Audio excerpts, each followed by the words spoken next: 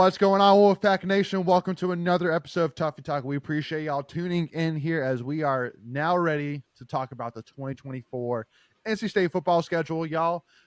If you haven't already, make sure, again, before you even do anything, do us a big favor. And if you're watching this on YouTube, hit that subscribe button, hit that notification bell. If you're listening to this on Spotify, Apple Podcasts, wherever you're listening to this podcast, do us a big favors. It really helps support us and leave us a 5-star review. We would greatly appreciate that as well, along with following us at Tuffy Talk Now on Twitter, Instagram, and TikTok, y'all. But with that being said, we got the whole crew here with us besides our friend Lindsay, who was not here. But we got 5 out of 6, which isn't bad, to talk about the 2024 NC State football schedule, which has now been released. No times, but we have dates and bye weeks and opponents and everything in between.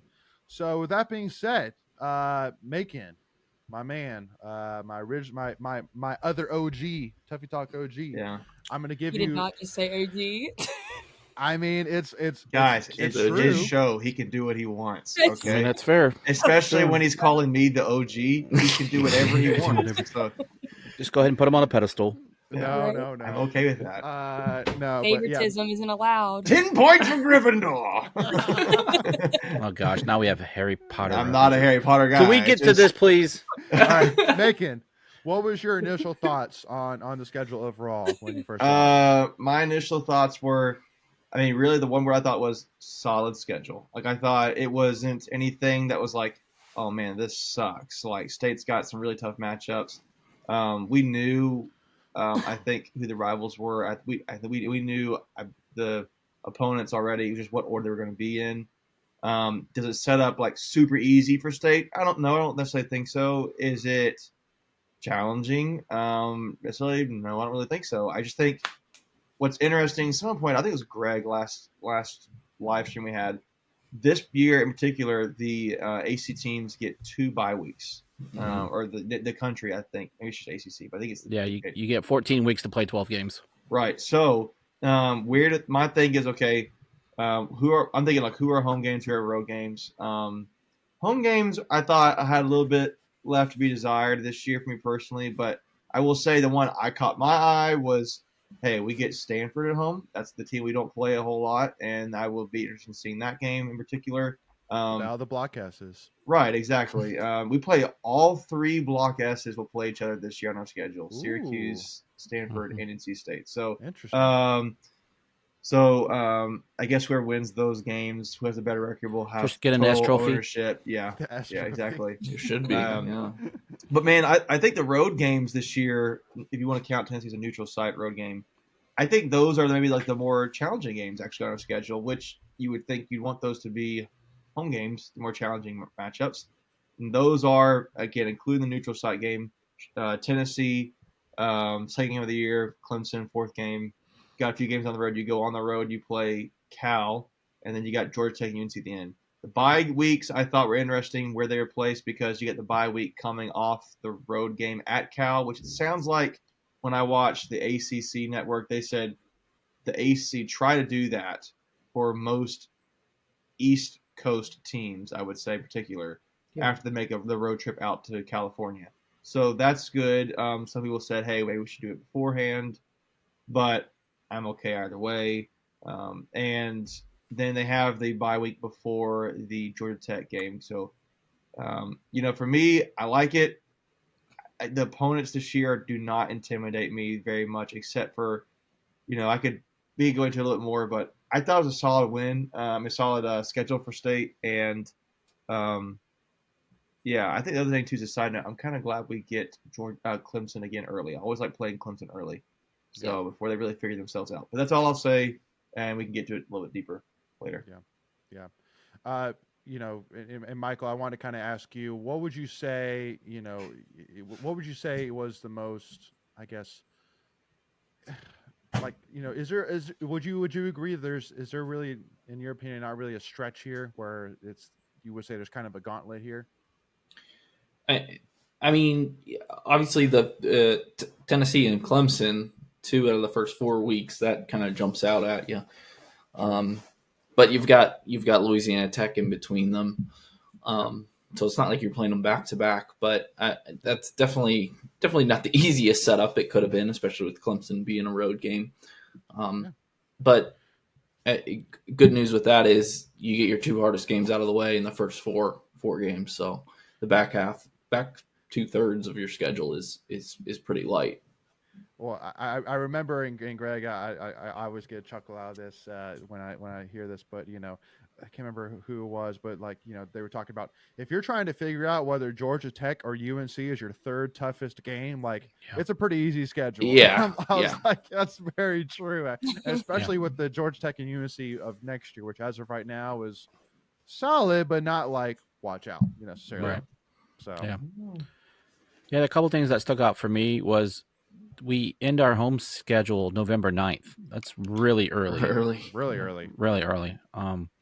Another thing that I kind of picked up on was we got the California teams back to back, although there's a bye in between. So that was kind of an interesting twist. Yep. And then we get to play Dave Doran's old team for the first time since he left there, Northern Illinois. I didn't even recognize that. Oh, that's huge. Oh, that's wow. That's actually gonna be wow. I've never seen somebody so excited to play Northern Illinois before. My mind just got blown. My mind. It's just Northern Illinois, Leighton.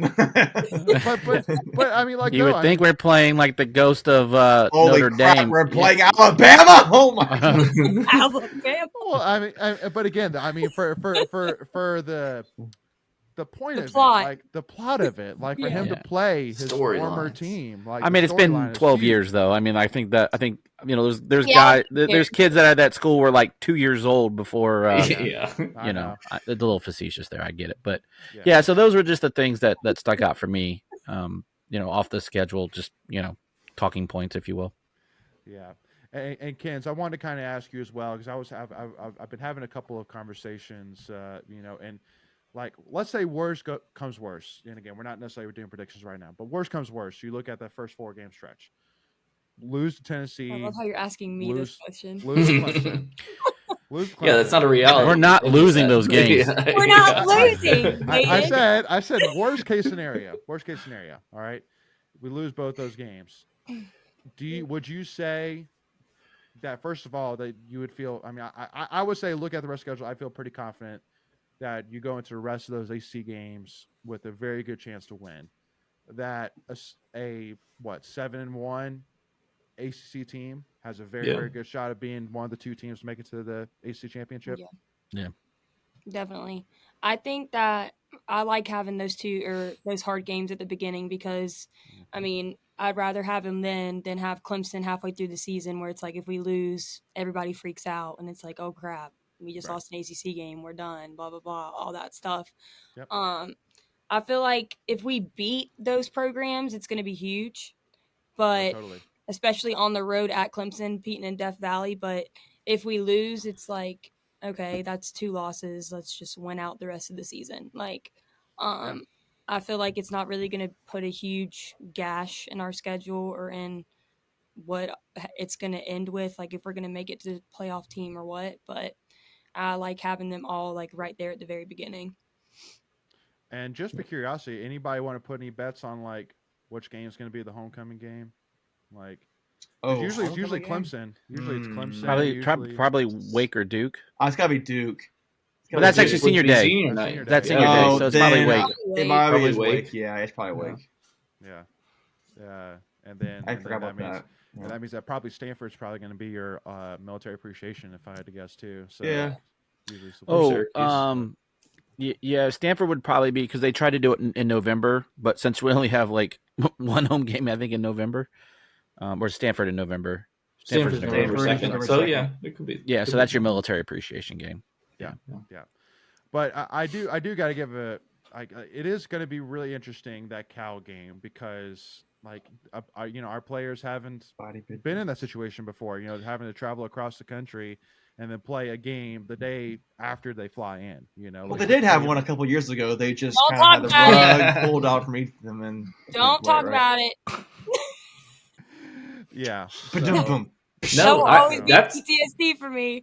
Swing and a miss No here, matter Macon. what. Swing and a miss. I hit a home run with that That's- joke. Okay, you guys all laughed.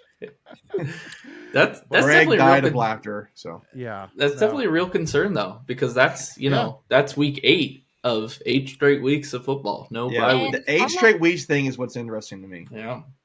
And I'm not gonna lie, the whole getting used to the timing is very real too. It took me and Hannah 2 days to get used to that California timing. Well, So the knowing Yeah. that you're gonna turn around and play, they probably won't get there until like 4 p.m. their time, Cal's Yeah. time there. Hopefully, so. it's like a 4 p.m. or 7 p.m. type game. Noon game. I'm worried about them. Do they really Yeah. play? I honestly don't even pay attention to the Pac-12 side enough. Like I didn't even know they played noon games over there. Honestly, Yeah. Well, Well, yeah, they- noon their time, 3 Right. o'clock our time. So Yeah. I was going to Uh, add but something with- here. But with playing ACC teams, they may start playing noon Eastern time games, right. which I hope Oh not. But God. yeah, Our team should 9 a.m. 9 a.m. We're not going. Or, no, that'd be 6 a.m. their time, whatever. Yeah. I assume But, they would always try to make those the later ones. But yeah, Yeah.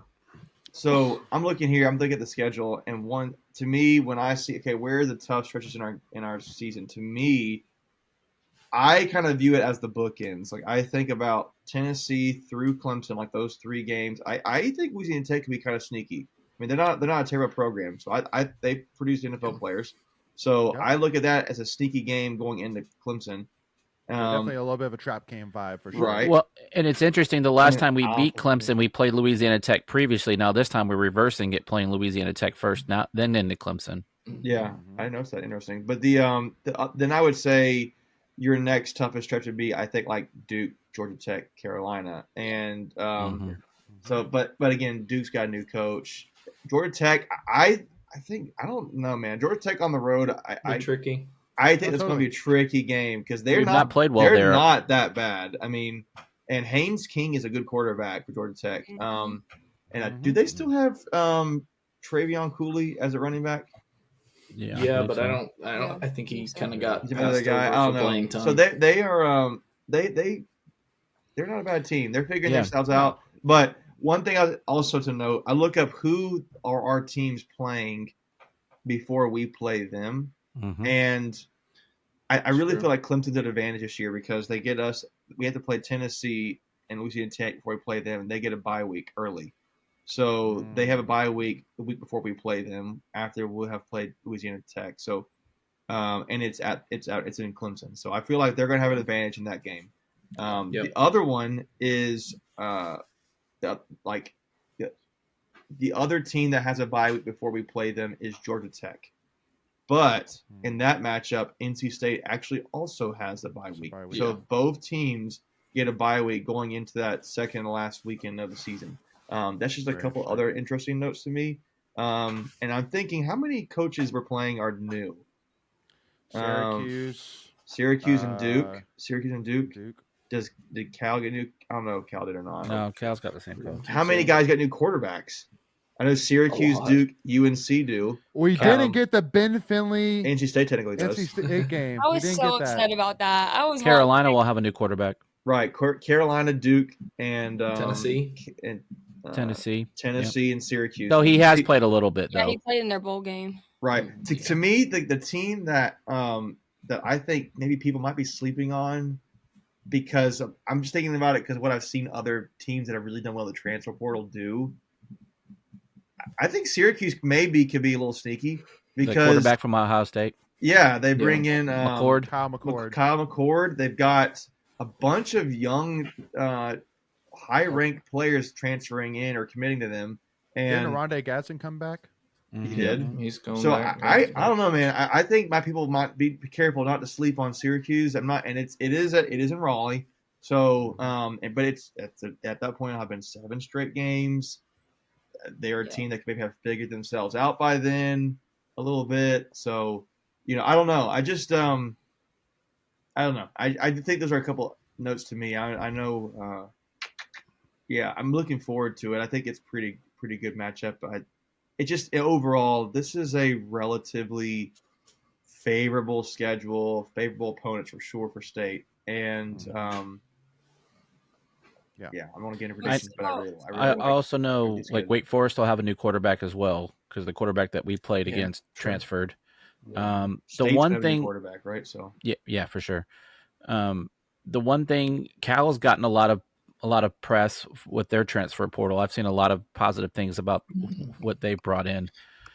So they got a quarterback from North Texas who I think was pretty decent. Yeah, so that's something to kind of look at. For me, like, we've talked, and we're not talking protections, obviously, but you can go and lose that Tennessee game and still have national championship aspirations, or at least college football playoff. The one loss isn't going to hurt you. Even if you lose to Clemson, I think you're going to be okay. I don't think you can lose any more than 2 games in the ACC and still have a shot. Again, it obviously depends on the 2 that you lose and tiebreakers and so on and so forth. But if you lose more than 2, you're done. You're out of the ACC. Playoffs. Well, you're not in the playoffs either, right? I mean, Well, no. All you have to do is win the ACC, and you're in the playoff now. Like, they're taking conference champions, so the Florida State debacle won't happen again. As far as what happened? But you don't think? Let's say you're the runner-up, like you play in the game, but you don't win it. Are you like you're to me? Oh no. Oh no, you're out. Yeah. Really? You think so? At 12 teams? With 12 teams with 2 losses, you're probably out. If you're NC State, you're probably out. There you go. So if you look at the rankings this past season, you look at the top 12 teams. There's a bunch of 2-loss teams in there. There's like a couple that weren't. That were like below, but it was basically like, okay, you have to get at least 10 wins. That's the bar if you want playoffs, and then you have to get that extra win or 2. So, the ACC is not going to get the benefit of the doubt. You can't go into the ACC championship game 10-2, and nobody can get hurt either. Nobody can be hurt.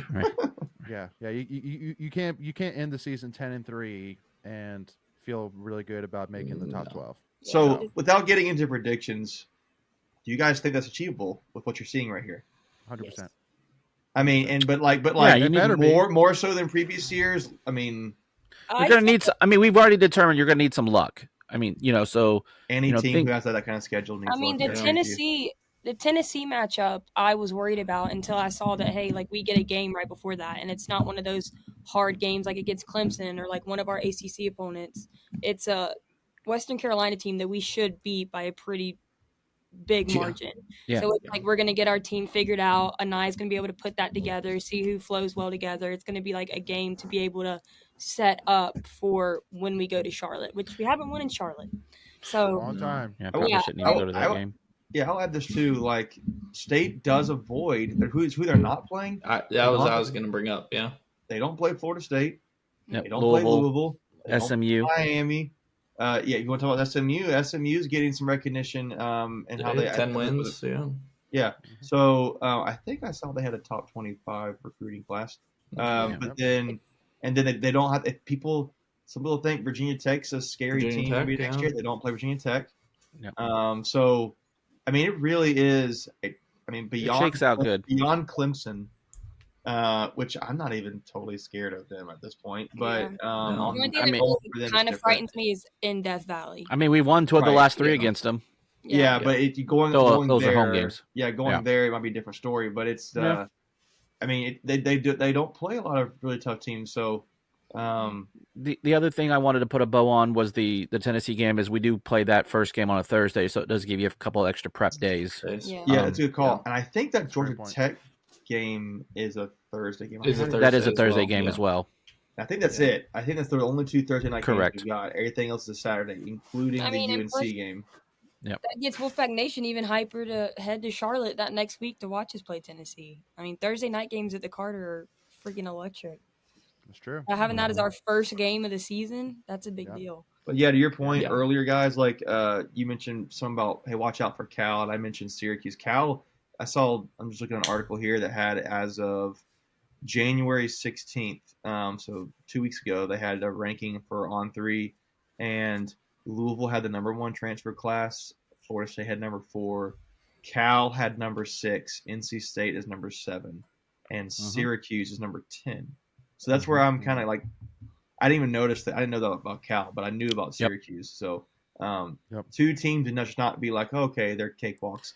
I mean, transfer portal teams who really hit that hard have kind of already shown a little bit you can be successful. So yeah, but also keep in mind that can be misleading where your team was so bad. Or you had I get such that. a mass exodus, you know, and that's not to take away from those teams. They still earn that ranking, but that doesn't speak to the quality of the team as a whole. Right. Yeah. Sure.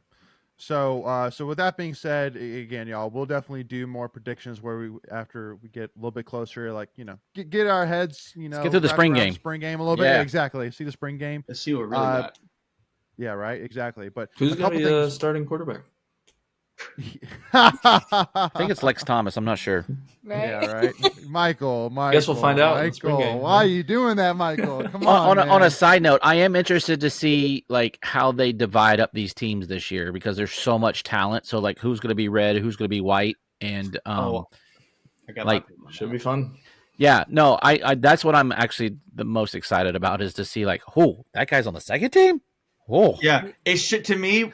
Because of the way of how much changeover there is, it should be, okay, we're going to put the perceived starters on one team and try to build as much chemistry as quickly and as early as possible. Yeah. Is this the year the white beats the red? I mean, what is that? Well, Is that I'm curious what the line is in Vegas for that. Right. Typically, yes. No. To answer your point, Mick, typically, as of recently, they basically take the first string offense and the first string defense, put it on red, and then the second string offense, second string defense on white. And so that way, that's why I made the joke of, is this the year that white finally beats red? Yeah, I mean, it might be one of the best second string teams we've ever had at a spring game. We're not going to leave sad. There's going to be State's going to win that game. Well, just no injury. And lose. Yeah, exactly. I'm going to have mixed emotions. I'm joking. Yeah, right. Before we continue, I want to take a quick second to tell you about our sponsor, Flatlands Jessup Insurance Group, that has your whole world covered, with agents in 5 offices throughout eastern North Carolina to help you decide how much coverage you need. Offering policies for home and auto, recreational vehicles, commercial, crop, health, life, and employee benefits. They are able to combine options to find a comprehensive solution that works for you. Flatlands Jessup protects the things you love so you can spend less time worrying and more time enjoying them. Find them on Facebook and Instagram at Flatlands Jessup. You can also visit their webpage at www.flatlandsjessup.com. So please make sure to go and check them out. I'm hedging my bets on State. Right. Yeah, right. But two big one you want to cover two quick headlines for recruiting, and then finally kind of wrap this up with one fun question here. News came out, when was this? A couple days ago that running back, class 2024 running back, early enrollee Duke Scott, running back, is officially a 4-star recruit after an electric senior season that included over 40 total touchdowns. Now he is the number 20 running back prospect nationally as a running back. And then also too, I got to give a shout out to the 4-star wide receiver Terrell Anderson, who is now the number 51 recruit in the country, which now puts him as the program's highest ranked receiver signee since 2002. Which, if I'm not mistaken, what was that? Our friend, our Richard guy, Washington. Yeah. Richard Washington. Yes. Yes. Yep. So again, like you have, Noah Rogers coming in. You have Jonathan Paylor, who's a top, 75 national recruit. You got Terrell Anderson now, top, number 51 recruit in the country. Duke Scott. You got Grayson McCall, one of the top transfer quarterbacks coming in. Like, We got Justin, one of the top. Justin Jolly. Again, we can go on, but again, you got to go make it happen this year. That's the bottom line. Make it happen. That's why. I'm so ready. But to the point, I think you're trying to make, like we mentioned on the side earlier, it's like, how many 4-stars is that now? Like, is that the most we've had? Yeah, I think ever in the last 10, 20 years. It sure feels like it.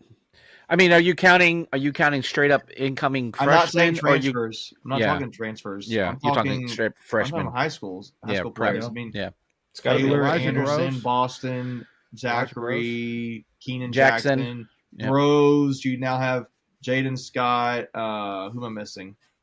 Help me out here. I'm trying to think who that could be. That's pretty much all I got. Oh, what about Assad Brown? Assad Brown. Oh yeah, Bailey 10.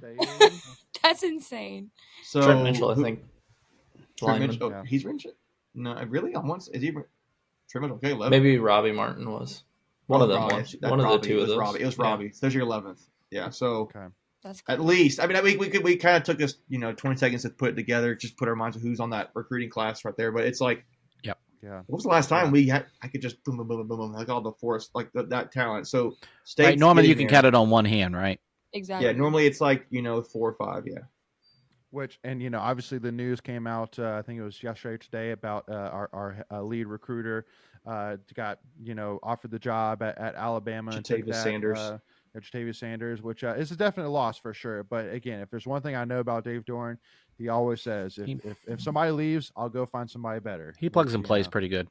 Oh, yeah, pretty good. Yeah, no, he does a pretty good job. Yeah, but no, I just one of the thing. Those are just high school guys. Like you don't, if you're NC State, if you're a fan of any program, you don't really want your freshmen playing, right? You want them to be able to redshirt and get in the workouts. I mean, like Taylor and Terrell Anderson, they're probably going to play a little bit. I don't know. I know that Dave Doran mentioned during his signing day press conference, he did specifically mention Duke Scott. We're talking about him, Jaden Duke Scott.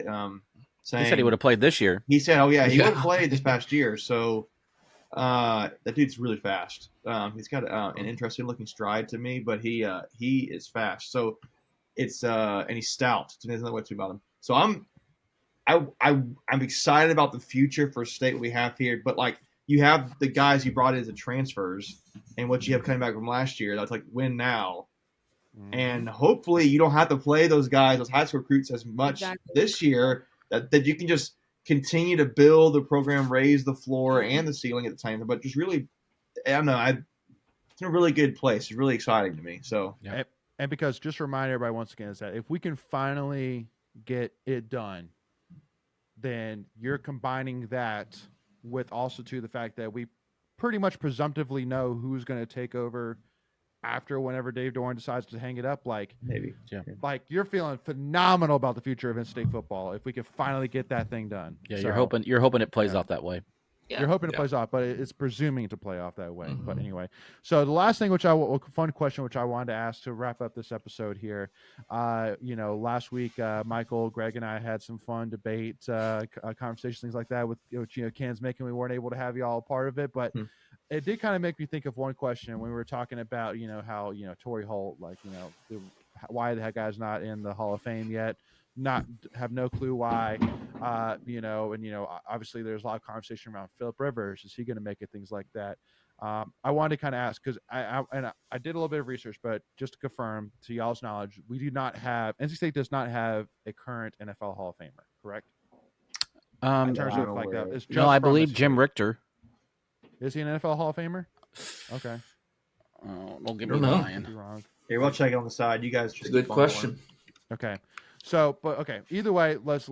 I want to kind of ask you like this: who do you think is the closest Hall of Famer from NC State right now in terms of like Torrey Holt, Russell Wilson, Philip Rivers? Who do you think is the closest guy that could be the next NC State NFL Hall of Famer? Nyheim Hines. Nyheim Hines. Close. Fully unbiased. Yeah. Right. Oh man, NFL Hall of Famer. To be honest with you. I think it depends on how they consider his schooling, but I think it Russell Wilson because he's won a Super Bowl. Yeah. Are you talking like active? And I was wrong. Jim Richter's only in the College Football Hall of Fame. Okay. Yeah. So we don't have any. Yeah. So I don't think so. Torrey Holt, you should besides him, but I think honestly, Phillip. It might be. Is he? Would they? So, not to get too in the weeds, but like, do you think they would put Russell or Phillip first? Because Phil doesn't have Super Bowls, but he has like the career, and Russell's got the Super Bowl. Yeah, Russell's a really good strong to his first part of his career. So it's like, I think the first person to get in is Torrey Holt. Yeah. Well, I'm saying between those two, just based on that. I like think if they all went in at the same time, like we're eligible at the same time. Yeah. I think because Phillip's got another. I think Phillip's got another 3 years before he's eligible. Yeah. So I'm going to throw another one that might be kind of random, but the way his career is projecting, like if he continues getting rings, Joe Tooney. It's Joe Tooney. I mean, right? Yeah, is he going to have 3? Is he playing for 3? Or does he have 4? 4. I mean, come on! Like he's a starting offensive lineman for 4 potential Super Bowl winning teams. Yeah. Like, unfortunately, he probably won't get to play in this one. Yeah, who cares? I mean, like I get it. No, but it right, doesn't take away from his accomplishments. Right, I'm just joking, but it was like that's a guy who's like not like a sexy name in terms of like it's odd that this is only the second year he's actually been recognized on a postseason award. Last year he was second team All Pro.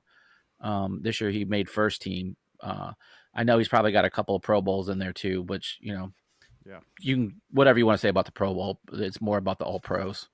But like last year he only gave up 1 sack and 16 pressures for the whole season, like some stupid absurd. I think Joe Thuney is definitely especially if they win. Like you can't. The rings. 4 rings is that's something. Yep. And Jacoby Brissett. I mean, dude, that guy is one of the greatest NFL backups, man. I'm telling you. Yeah, the backup Hall of Fame. They should have a backup Hall of Fame. He'd be in there for sure. 100%. Yeah. But anyway, so So just want to confirm. So yeah, no NFL Hall of Famers, NC State. No, but several college, but not NFL. I got a question. Right. Did Adrian Wilson ever win a Super Bowl, or does he have any kind of things like that? I think he pretty much played his whole career with the Cardinals. Right, and he's in the Ring of Honor for the Cardinals, but yeah, the Cardinals have never won a Super Bowl. They came close against the Steelers that year, but probably not. But he's, I mean, how many players are in a Ring of Honor of any of the franchise teams, and he's on one of them. So it is interesting that Torrey Holt, Adrian Wilson, and Stephen Tulloch, if I'm not mistaken, are part of their teams. Okay, Tulloch is a good maybe thought, but. Yeah. I feel like the part of the Hall of Fame is they kind of come across as that one thing they say is this a player who you can have to be told that like you have to tell the story of the NFL with this player? Like you can't not tell a story of the NFL with this player. Yeah, unfortunately, I mean Tulloch's not even near that. Tulloch, I mean, like honestly, you could kind of say Tooney, but it's like with the dude's got 3 rings, might get 4. Yeah. Like, you're gonna have to do something with that. See, the problem with offensive linemen is it's really hard to measure their worth, if you will, their greatness. Yeah. I mean, you've got a few like the Anthony Munoz and Orlando Pace, like those names, those guys, like Joe Thomas. Yeah, exactly. Yeah. They're Hall of Famer. Yeah. Yeah, but I think Joe's in that conversation. Again, I didn't realize how old he was. Ironically, I was looking him up today on some stats. He's 31 years old. Mm-hmm. Like, I mean, he was there when I was in school, so I mean, I'm 32. But it's not. It doesn't sound totally surprising when you think about an NFL career time. It's like, 31 is older for NFL players. So. Yeah, but offensive linemen can go a little bit longer. They tend to hold up a little bit better. 38, they can go. I think. Yeah. He's probably got another 3 to 4 years of elite play left in him. Totally, absolutely. So.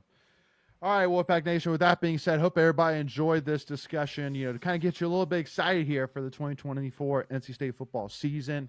And, again, y'all, it should be a fun one. So just, buckle your chin straps, tie them shoelaces tight, and let's go win ACC championship. Let's go get it done. So, but again, April 6th, 2 o'clock p.m., NC State spring game. Make sure to be there. Come check it out. There's going to be a lot of, I'm sure, pregame festivities. So make sure to come enjoy it. Check it out. It'll be a fun time. And for us, Wolfpack Nation, if you haven't already, do us a big favor. Hit that free subscribe button. Hit that notification bell.